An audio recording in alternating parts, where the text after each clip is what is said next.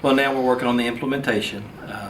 The department's working on the regs, which will be a part of it, and then the governor has worked on basically putting together an advisory council that will have quite a bit of say on the process.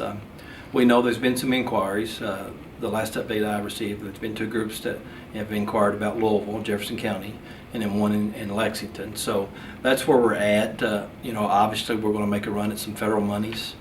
President Trump's budget's got a substantial amount of money in for public charter schools.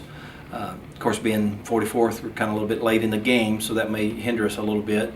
But at the same time, being the newest state that has that option, it may well be attractive to them to send some money this way. So we're going to try to bring some local money in there. But until the regs are in place, which the department's working hard on, and they've told me probably looking at 5 to 6 months to get those in place, we're kind of at a holding pattern other than making sure we get those right.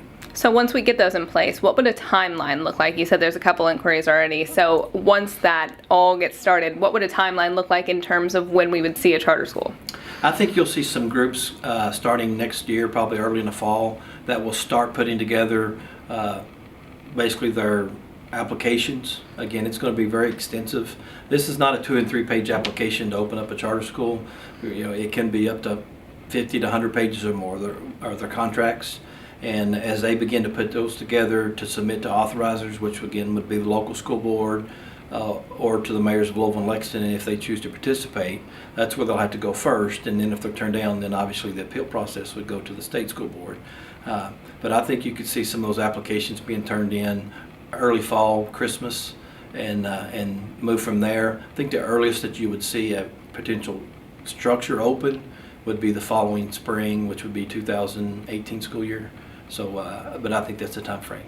Okay, and now in terms of federal funding, I remember when I talked to Lamar Alexander, he said that when the ESSA passed, there was some funding in there as well, and you could use it for building the schools. So what all could that get us, and how would we go about receiving those federal funds? Well, again, I think a lot of that would have to be up on the applications from the Department of Ed or the newly basically appointed committee or advisory council, charter advisory council that the governor has put together for them to kind of lead that. Again, we're going to rely upon them to take care of that. We felt like we got the law passed for them, and for it to be an option. We're certainly going to continue to monitor and keep an eye on it, but a lot of that's in the hands of the department right now, so I can't give you a time frame, but we are again very hopeful of receiving some funding for that. And again, President Trump has made no bones or secret about the fact that he is a supporter of school choice and public charter schools, and so hopefully we can receive some of that money to help in Kentucky. Again, then if we do, I guess we would have to revisit it as we go into the budget next year to see how that's going to be allocated, since that would probably be obviously outside of the traditional SEEK formula. Now, it took us a long time to get to this bill and a lot of different changes and some loud opponents during that process. So do you expect any challenge to this bill?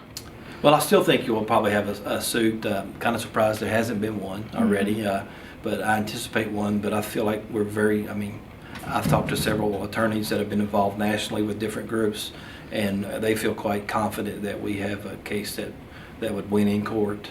And maybe that's why we've not had a challenge yet. Maybe some of the opposition realizes that this bill probably made some adjustments and changes that would pass the constitutional test, but I would be surprised if we still don't receive a challenge. But again, I'm very confident we're on constitutional grounds.